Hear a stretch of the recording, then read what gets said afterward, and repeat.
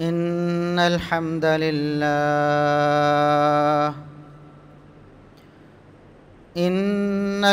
لله نحمده ونستعينه ونستغفره ونعوذ بالله من شرور أنفسنا وسيئات أعمالنا.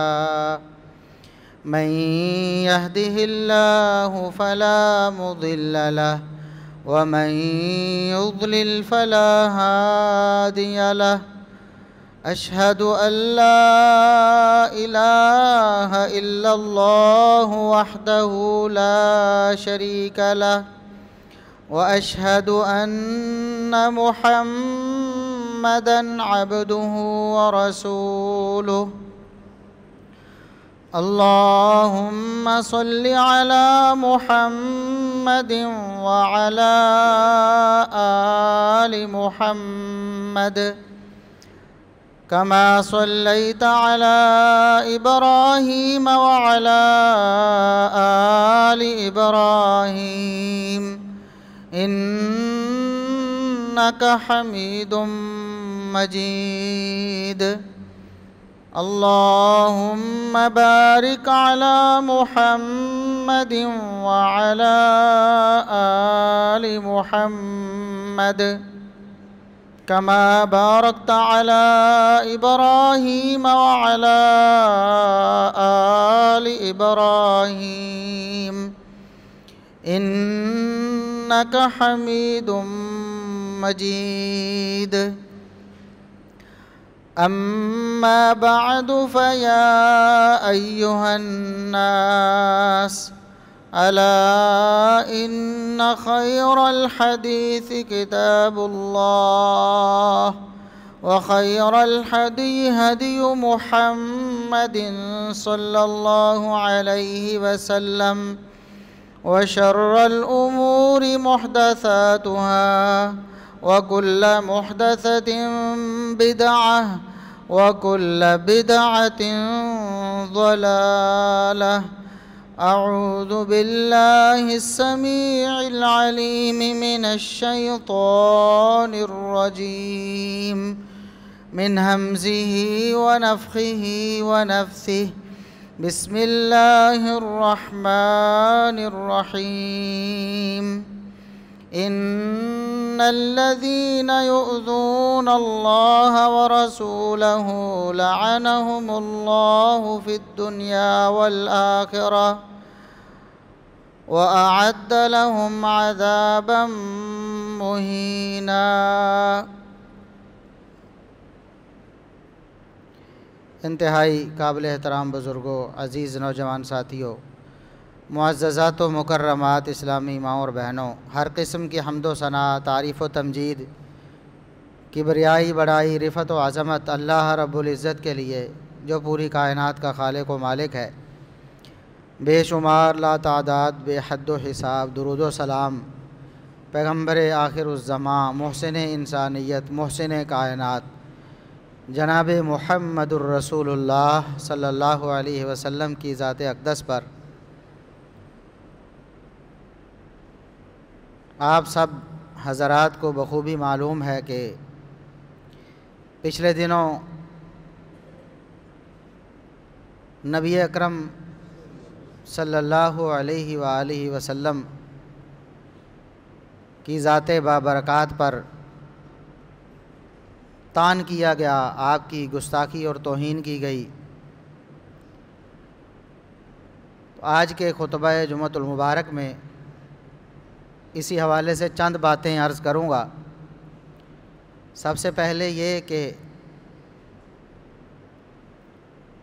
ہمارے پیارے نبی محمد الرسول اللہ صلی اللہ علیہ وسلم کا قصور کیا ہے. دنیا والے بدبخت کیوں آپ کی توہین کرتے ہیں؟ اور دوسری بات کہ بطور مسلمان، بطور امتی ہمارے اوپر کیا فرض عائد ہوتا ہے جب توہین اور گستاخی ہوتی ہے تو ان حالات میں ہمیں کیا کرنا چاہیے؟ اور تیسرے نمبر پر بعض منافق جو اپنے آپ کو مسلمان کہتے ہیں، ان کے طرز عمل کو میں تھوڑا سا ڈسکس کروں گا کہ وہ ایسے موقعوں کو بجائے محمد الرسول اللہ صلی اللہ علیہ وسلم کی ذات بابرکات کا دفاع کرنے کے، وہ خود آپ صلی اللہ علیہ وسلم کی تعلیمات پر ہی اعتراض کرنا شروع کر دیتے ہیں۔ دوسرے لفظوں میں وہ انہی توہین کرنے والوں کے اعلی کار بن جاتے ہیں اور انہی کے سہولت کار بن جاتے ہیں۔ سب سے پہلی بات کہ محمد الرسول اللہ صلی اللہ علیہ وسلم کا قصور کیا تھا؟ آخر کسی کو کوئی برا کہتا ہے تو اس کے پیچھے وجہ کیا ہے؟ آج بھی دنیا میں کوئی کسی کو برا کہتا ہے، جائز طور پر کہے یا ناجائز طور پر کہے، کوئی وجہ ہوتی ہے، کوئی سبب بنتا ہے کہ کسی کے خلاف کوئی بولتا ہے۔ محمد الرسول اللہ صلی اللہ علیہ وسلم جو پوری کائنات کے لیے رحمت بن کے آئے، رحمت للعالمین، ان کا کیا قصور تھا؟ آپ نے کیا ایسا کیا کہ آج بھی بدبخت ان کے خلاف بولتے ہیں؟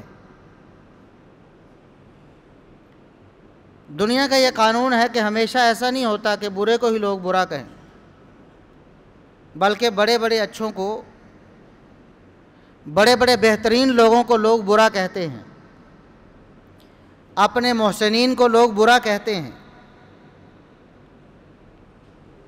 اس کے پیچھے وجہ یہ ہوتی ہے کہ وہ بدبخت یا تو اس اچھائی کو سمجھ ہی نہیں پاتے، اس محسن کے احسان کو سمجھ نہیں پاتے، بجائے اس کے کہ وہ اس احسان کو سمجھیں، وہ الٹا برا بھلا بولنا شروع کر دیتے۔ یا پھر اس کے پیچھے یہ سبب ہوتا ہے کہ برا بولنے والا سمجھ رہا ہوتا ہے، لیکن ہٹ درمی کی وجہ سے، دشمنی اور عداوت کی وجہ سے وہ برا بولتا رہتا ہے۔ ایسی مثالیں دنیا میں موجود ہیں۔ مثال کے طور پر ایک مریض ہے، ڈاکٹر اس کا علاج کرنا چاہتا ہے، تو بہت دفعہ مریض کو برا لگتا ہے اور وہ ڈاکٹر کی ہدایات پر عمل نہیں کرنا چاہتا، یا اس کے علاج سے نکل جانا چاہتا ہے، یا اس کو برا کہتا ہے کہ میرے ساتھ یہ ڈاکٹر ظلم کر رہا۔ یہ تو ہمارے مشاہدے میں آتا ہے، حالانکہ اس میں مریض کا بھلا اور فائدہ ہوتا ہے، ڈاکٹر اس کے ساتھ جو بھی کر رہا ہوتا ہے اس کے فائدے کے لیے کر رہا ہوتا ہے، لیکن مریض اس وقت وہ سمجھ نہیں رہا ہوتا۔ اور کچھ لوگ جو ہے وہ محسن کش ہوتے ہیں، جو ان کے ساتھ اچھا کرتا ہے وہ اس کے ساتھ برا کرتے ہیں۔ کہتے ہیں نا کہ آستین کے سانپ، آپ کسی برے کے ساتھ اچھا کریں گے تو وہ آپ کے ساتھ برا ریئیکٹ کرے گا۔ سانپ کو آپ اگر چاہیں کہ آپ پالیں اس کو تو وہ آپ کو ڈنگ مارے گا نا۔ تو محمد الرسول اللہ صلی اللہ علیہ وسلم پوری کائنات کے لیے رحمت بن کے آئے۔ جو خوش نصیب تھے انہوں نے اس رحمت کو پہچانا، آپ کے احسانات کی قدر کی، آپ کے حلقہ بگوش ہوئے، آپ کا کلمہ پڑھا، آپ کی عقیدت اور احترام کو دل میں بٹھایا اور اپنے آپ کو آپ کی غلامی میں دے دی۔ اور جو بری فطرت والے تھے، جو بدبخت تھے، جن کے نصیب برے تھے، ان بدبختوں نے آپ صلی اللہ علیہ وسلم کی قدردانی کی بجائے آپ صلی اللہ علیہ وسلم کے خلاف بولنا شروع کیا۔ اور یہ آج کی بات نہیں ہے۔ محمد الرسول اللہ صلی اللہ علیہ وسلم جب اس دنیا میں پیغام امن لے کر آئے، سب سے پہلا پیغام جب دیا تو اس وقت بھی کچھ بدبختوں نے یہی طرز عمل اختیار کیا۔ آپ صلی اللہ علیہ وسلم کا قصور کیا ہے؟ اس وقت بھی دنیا کے لیے امن کا پیغام لے کر آئے تو بدبخت دشمن بنے۔ آج بھی وہی امن کا پیغام کتاب و سنت کی روشنی میں، کتاب و سنت کی صورت میں دنیا کے پاس موجود ہے۔ جو اچھے ظرف والے ہیں وہ اس سے فائدہ اٹھاتے ہیں، اور جو بدبخت ہیں اسی وجہ سے رسول اللہ صلی اللہ علیہ وسلم کی گستاخی اور توہین کرتے۔ آپ صلی اللہ علیہ وسلم کا قصور کیا تھا؟ آپ کے آنے سے پہلے انسانیت کے جو بنیادی طور پر چند حقوق ہیں بطور انسان، ایک انسان کے حقوق کہ اس کو زندہ رہنے کا حق ہے، اس کو آزاد رہنے کا حق ہے،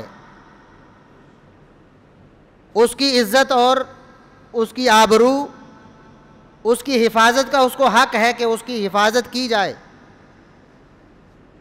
اس کے مال کا اس کو حق ہے کہ بغیر اس کی اجازت کے اور بغیر معروف طریقے کے اس کو نہ چھینا جائے اور نہ اس کو ڈکارا ہضم کیا جائے۔ یہ حقوق محمد الرسول اللہ صلی اللہ علیہ وسلم کے آنے سے پہلے دنیا میں نہیں تھے۔ زندہ رہنے کا حق نہیں دیا جاتا تھا، لوگوں کو ناجائز بلا وجہ قتل کر دیا جاتا تھا، لوگوں کی عزت و آبرو کو تار تار کیا جاتا تھا، لڑکیوں کو زندہ درگور کیا جاتا تھا،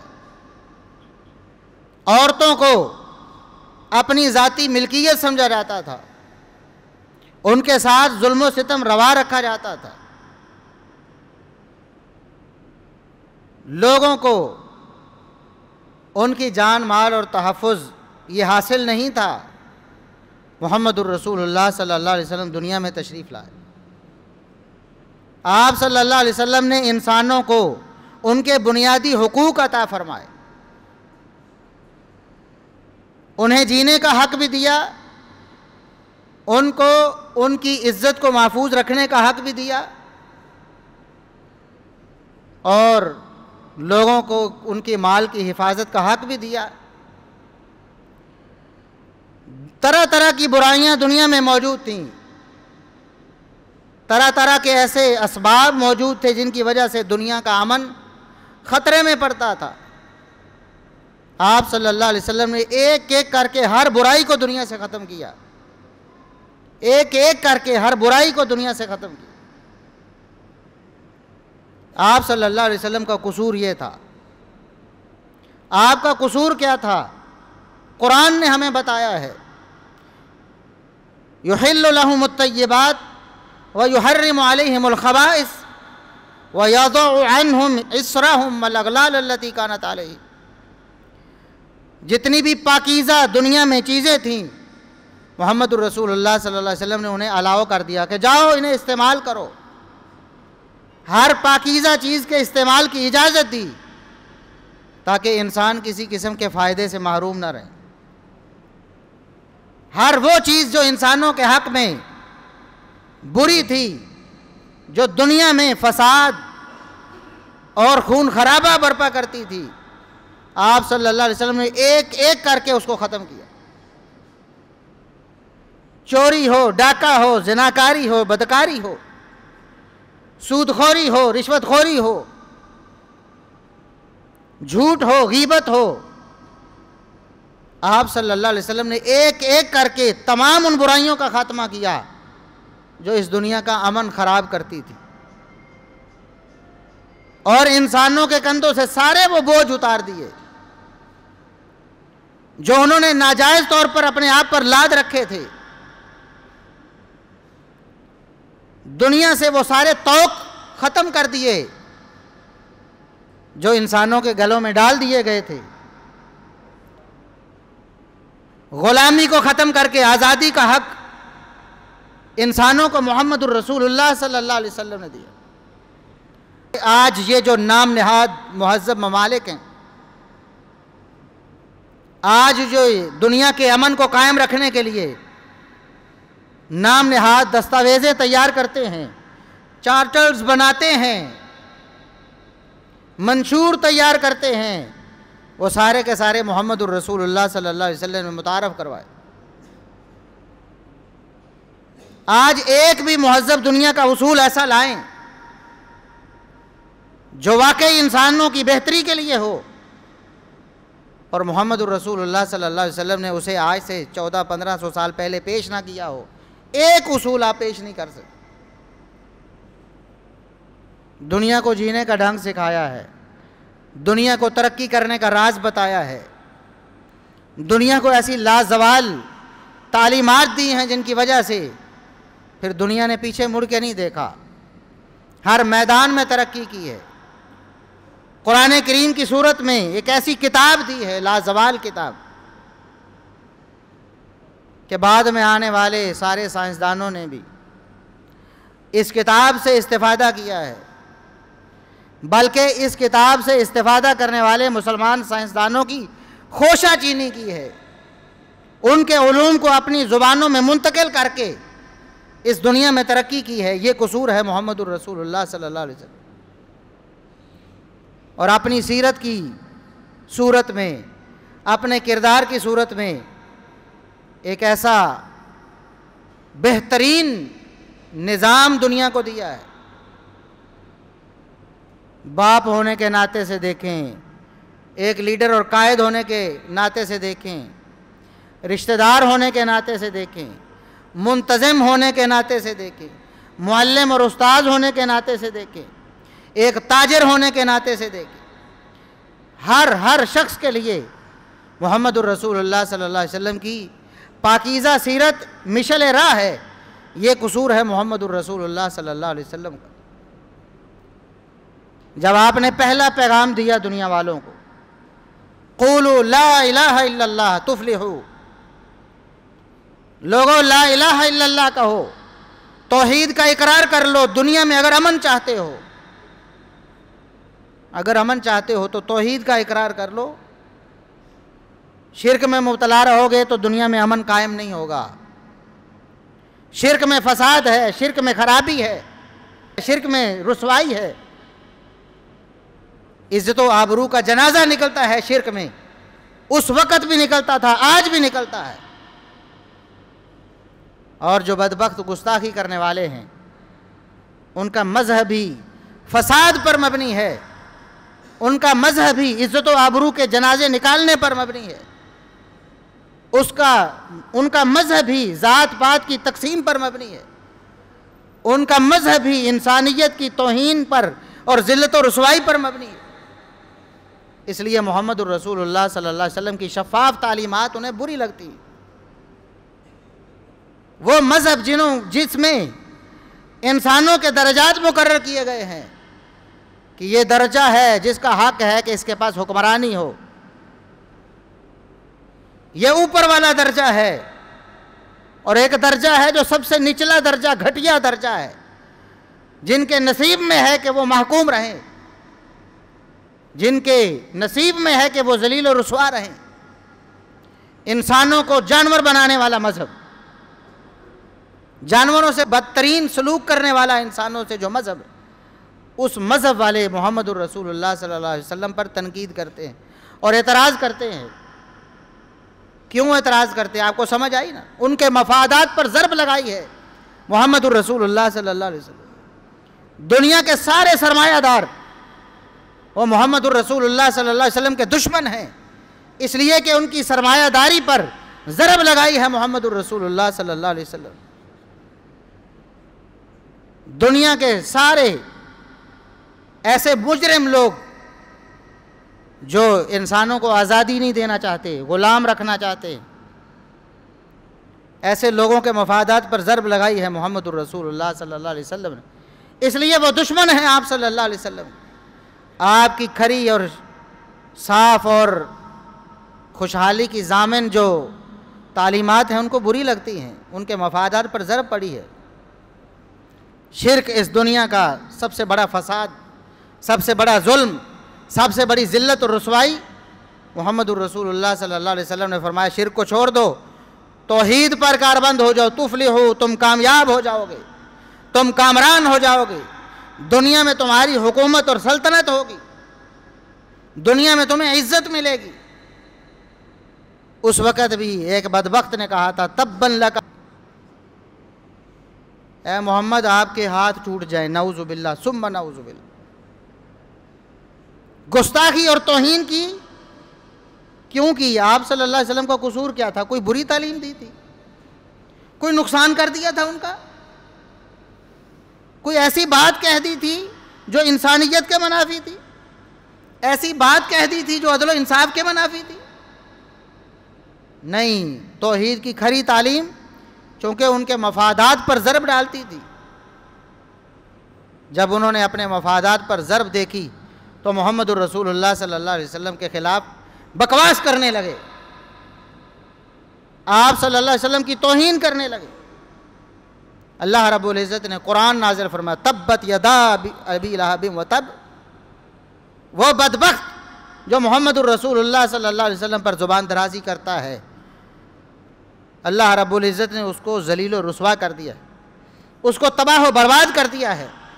دنیا میں کمائی ہوئی شہرت، دنیا میں کمائی ہوئی عزت، دنیا میں کمائی ہوئی دولت اس کا کوئی فائدہ نہیں کر سکے۔ ما اغنا عنہ مالہ وما کسب، دنیا میں جتنا مال اس نے کمایا، جتنی شہرت اس نے کمائی، جتنی عزت اس نے کمائی، سب راکھ میں مل جائے گی، راکھ ہو جائے گی، کوئی اس کا فائدہ نہیں کر سکے۔ ایسے بدبختوں کو کوئی بچا نہیں سکتا ہے، دنیا کی کوئی طاقت نہیں بچا سکتی۔ انا کفیناک المستہزئین، اللہ رب العزت نے فرمایا اے نبی جو آپ کی گستاخی کرنے والے ہیں، آپ کا مذاق اڑانے والے ہیں، میں اللہ انہیں کافی ہوں، میں دنیا میں بھی ان کی پکڑ کروں گا اور آخرت میں بھی ان کو عذاب علیم سے دوچار کروں۔ تو دنیا میں جو لوگ برا کہتے ہیں، برا کہنے کے پیچھے دو بڑے سبب ہیں، یا تو وہ جاہل ہے، محمد الرسول اللہ صلی اللہ علیہ وسلم کی تعلیمات سے انہیں آشنائی نہیں، وہ حقیقت جان ہی نہیں پائے ہیں، اپنی جہالت کی وجہ سے، اپنی ضلالت کی وجہ سے محمد الرسول اللہ صلی اللہ علیہ وسلم پر اعتراض کرتے، آپ کے دین پر اعتراض کرتے ہیں، آپ کی تعلیمات پر اعتراض کرتے ہیں، آپ کے قرآن پر اعتراض کرتے ہیں، آپ کی حدیث پر اعتراض کرتے ہیں۔ یا پھر دوسرا سبب جانتے بوجھتے تعصب کی وجہ سے، عناد کی وجہ سے، دشمنی، بغض اور عداوت کی وجہ سے جان بوجھ کر پتہ ہے کہ محمد الرسول اللہ صلی اللہ علیہ وسلم اس کائنات کی سب سے عظیم ترین ہستی، سب سے بڑے محسن ہیں اس کائنات کے، لیکن جانتے بوجھتے ان کی توہین کرتے ہیں، صرف اپنے مفادات پر ضرب پڑنے کی وجہ سے۔ کچھ لوگ کھل کر کرتے ہیں اور کچھ لوگ اندر کھاتے کرتے ہیں۔ اس دور میں بھی ایسے تھا، ابو لہب نے کھل کر دی اور عبداللہ بن ابی اینڈ کمپنی منافقین اندر کھاتے محمد الرسول اللہ صلی اللہ علیہ وسلم کی توہین کرتے تھے۔ صحیح بخاری میں وہ واقعہ موجود ہے تفصیل کے ساتھ کہ آپ صلی اللہ علیہ وسلم گزر رہے تھے، راستے میں کچھ لوگ بیٹھے تھے، انصار کے لوگ بھی تھے، کچھ منافقین بھی بیٹھے تھے، عبداللہ بن ابی بھی بیٹھا تھا۔ آپ صلی اللہ علیہ وسلم وہاں سے گزرے، چونکہ آپ سواری پر تھے، آپ کے ساتھ بھی کچھ لوگ تھے، کچے راستے تھے، ظاہر ہے کچے راستے پہ لوگ گزرتے ہیں تو کچھ دھول غبار اڑتی ہے۔ آپ صلی اللہ علیہ وسلم جب وہاں اس مجمع کے پاس آ کے رکے، اس مجلس میں رکے، عبداللہ بن ابی بدبخت نے آپ کی توہین کرنے کے لیے اپنے ناک کو کپڑے سے ڈھانپ لیا، ناگواری کا اظہار کیا اور کہا لا تغبروا علینا، یہ مٹی نہ ہمارے اوپر ڈالا کرو، مطلب کیا ہے ہمارے پاس نہ آیا کرو، اپنے گھر میں بیٹھ کے اپنی تبلیغ کرو، جس نے سننی ہو وہاں چلے جائے، ہماری مجلسوں میں نہ آیا کرو۔ عبداللہ بن ابی منافقین کا سرغنہ، توہین کر دی اس نے محمد الرسول اللہ صلی اللہ علیہ وسلم نے۔ صحابہ نے عرض کیا اللہ کے رسول، جو مخلص صحابہ تھے انصار میں سے، انہوں نے کہا اللہ کے رسول آپ اس بدبخت کی مجلس میں ٹھہرے کیوں ہیں؟ ہم ہیں نا آپ کے لیے، آپ ہمیں جہاں بلائیں گے ہم حاضر ہو جائیں گے، ہمارے گھروں میں آپ تشریف لائیں، ہماری مجلسوں میں تشریف لائیں، ہم آپ کی راہ میں اپنی آنکھیں بچھائیں گے، ہم آپ کے لیے اپنا سب کچھ قربان کریں گے، اس سے آپ درگزر کریں۔ اصل میں اس کے مفادات پر ضرب پڑی ہے۔ کیوں؟ صحابہ نے بتایا کہ اللہ کے رسول جب آپ مدینہ میں تشریف لائے، ان دنوں میں عبداللہ بن ابی کے بارے میں فیصلہ ہو چکا تھا تقریباً کہ اس کو اس علاقے کا سردار بنا لیا جائے گا۔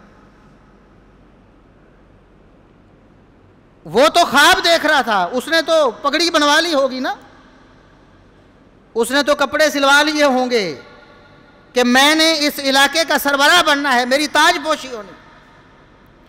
لیکن انہی دنوں میں محمد الرسول اللہ صلی اللہ علیہ وسلم ہجرت کر کے تشریف لے آئے، تو سب اسے چھوڑ کر محمد الرسول اللہ صلی اللہ علیہ وسلم کی طرف متوجہ ہو گئے۔ مفادات پہ ضرب تو پڑی نا، اس کی سرداری گئی۔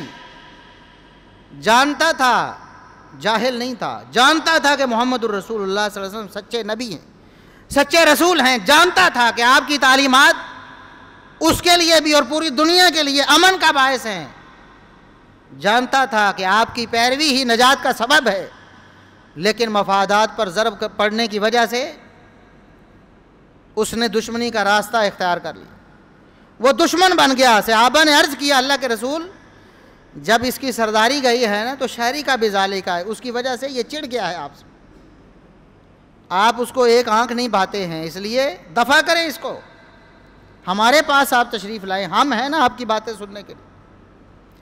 تو گستاخی کرنے والے اس دور میں بھی ایسے موجود تھے، کھل کر بھونکنے والے بھی اور اندر کھاتے تھوڑا تھوڑا اظہار کرنے والے بھی۔ وجہ کیا تھی؟ یا تو وہ جاہل تھے، گمراہی میں، ضلالت میں، یا پھر عداوت میں، ہٹ دھرمی کی وجہ سے محمد الرسول اللہ صلی اللہ علیہ وسلم کی دشمنی کرتے تھے۔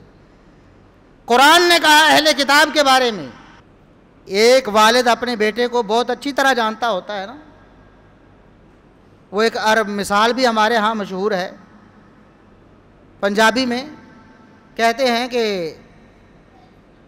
اپنے جو ہوتے ہیں نا بچے، ان کی عمر جاننے کے لیے دانت گننے کی ضرورت نہیں ہوتی، یعنی ان کا سارا کچا چھٹا ان کی عمر، ان کے حالات، کوائف بندے کے علم میں ہوتے ہیں۔ اپنی اولاد جو ہے تو اللہ نے فرمایا وہ نبی کو ایسے جانتے ہیں جیسے اپنی اولادوں کو پتہ ہے کہ نبی سچے ہیں، آپ کی تعلیم سچی ہے، لیکن پھر بھی دشمنی کرتے ہیں۔ کیوں؟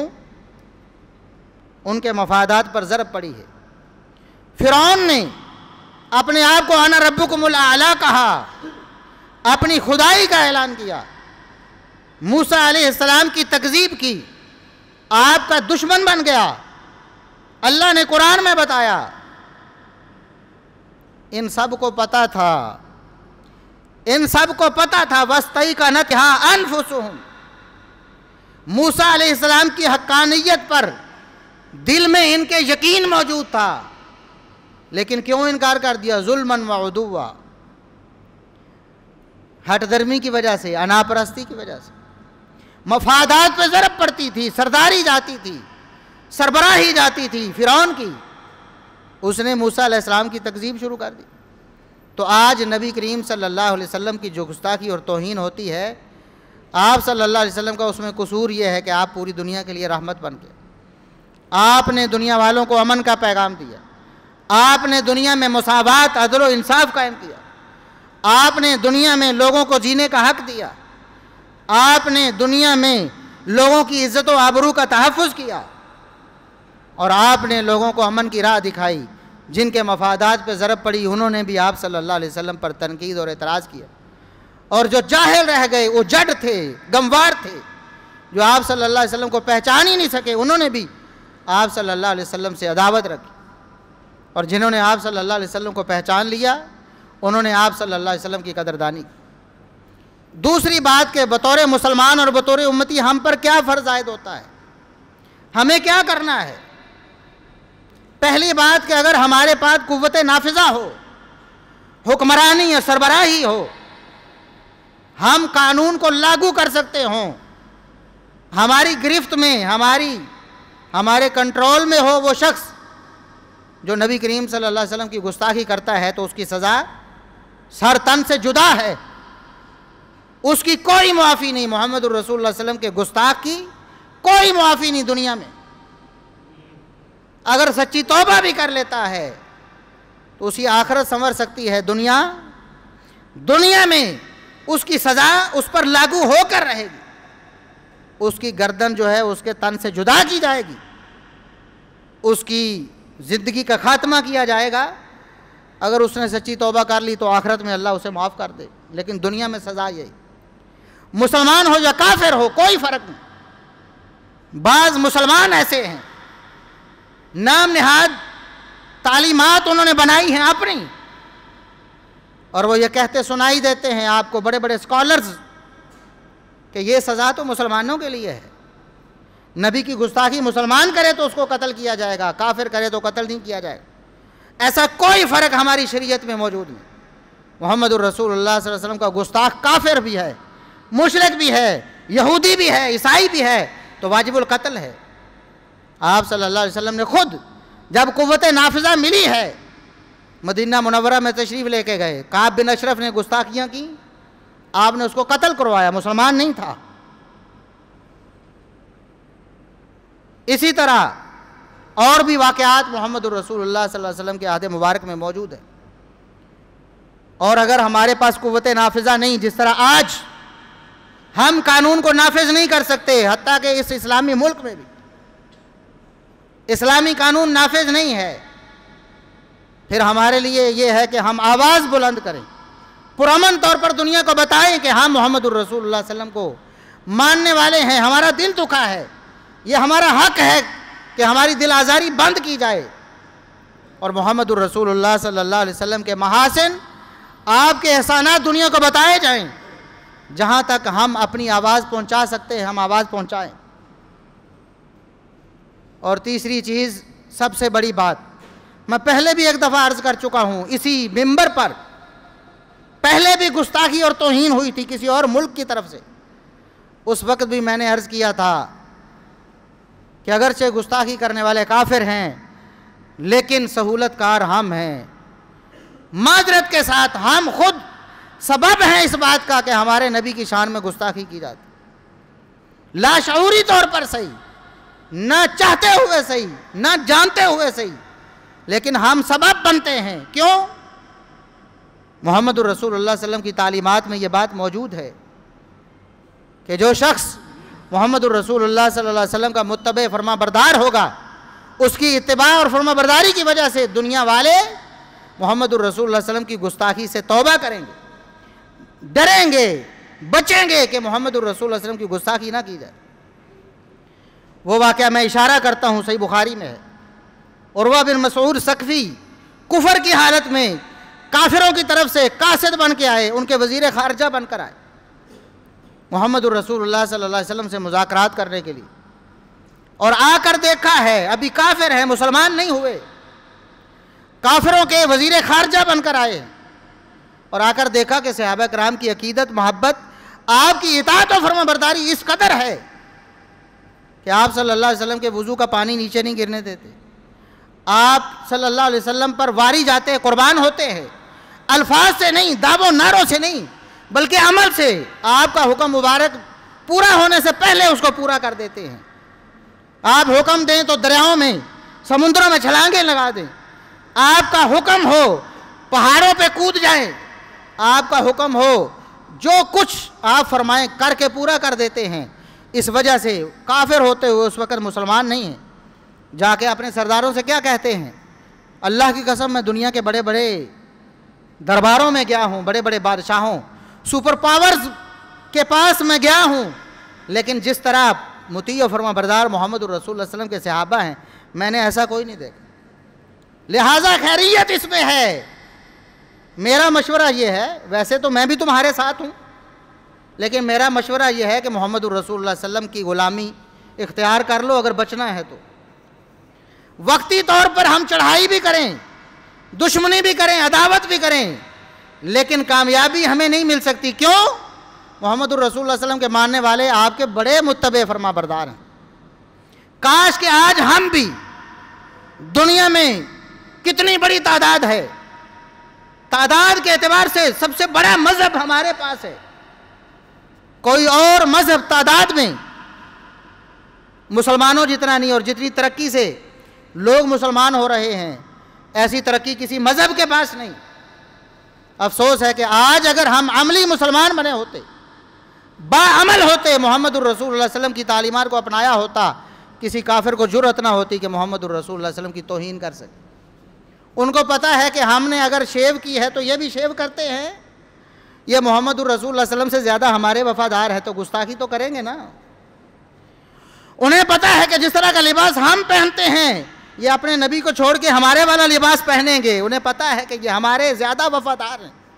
انہیں پتہ ہے کہ نظام جو ہم نے بنایا ہے یہ اپنے نبی کے نظام کو چھوڑ کر ہمارے نظام کو فالو کرتے ہیں، پھر توہین تو کریں گے نا۔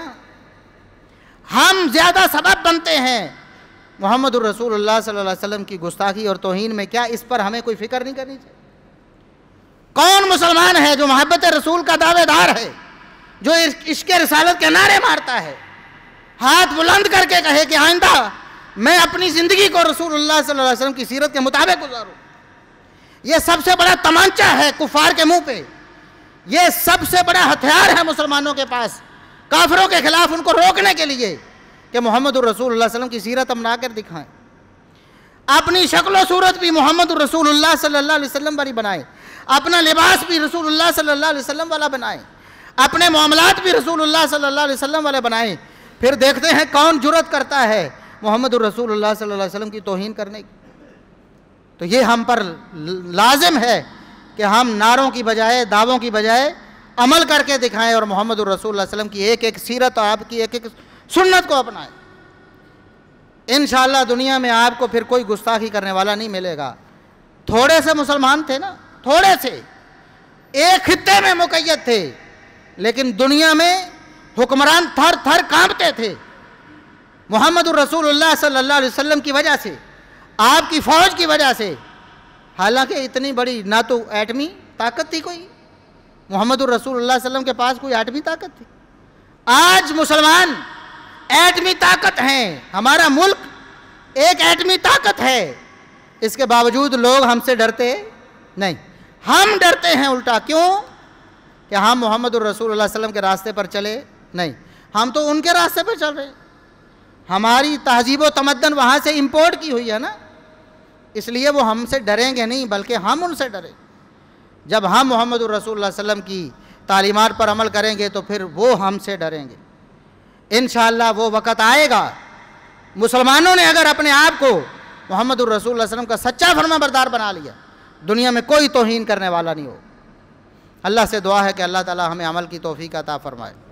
اور آخری بات کہ کچھ منافق مسلمان ہیں، اپنے آپ کو مسلمان کہتے ہیں، لیکن کفار جب اعتراض کرتے ہیں اسلام کی تعلیمات پر، محمد الرسول اللہ صلی اللہ علیہ وسلم پر، تو بجائے ان کو غلط کہنے کے وہ مسلمانوں کو ہی غلط کہتے ہیں کہ تمہاری حدیثیں ایسی ہیں اس لیے وہ اعتراض کرتے۔ یہ بھی کہا نا بعض بدبختوں نے، منکرین حدیث نے کہا کہ حدیثوں میں ایسا لکھا ہے اور یہ غلط لکھا ہے اس لیے کافروں کو اعتراض کا موقع ملا ہے۔ لیکن ان بدبختوں کو معلوم نہیں کہ وہاں توہین کرنے والوں نے قرآن کا بھی ذکر کیا، نبی کریم صلی اللہ علیہ وسلم کے واقعہ معراج کو اعتراض کا ہدف بنایا۔ انہوں نے کہا کہ وہ کون سا پروں والا گھوڑا تھا جس پر اڑ کر تمہارے نبی چلے گئے تھے، نعوذ باللہ ثم نعوذ باللہ۔ واقعہ معراج پر اعتراض کیا جو کہ قرآن میں مذکور ہے۔ تو کافروں سے مقابلہ نہ کر پانے کی وجہ سے اپنے اسلام پر شرمندہ ہونے والے ایسے لوگوں کو اسلام کی کوئی ضرورت نہیں۔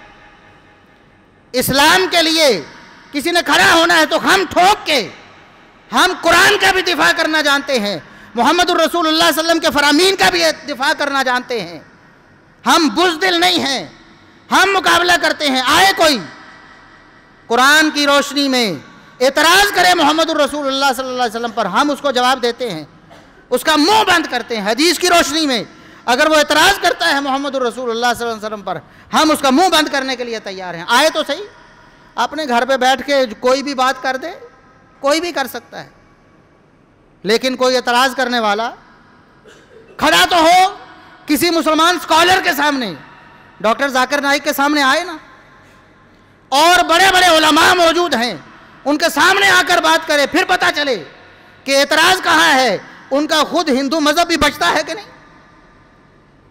اور آپ صلی اللہ علیہ وسلم کی شادی پر اعتراض کیا۔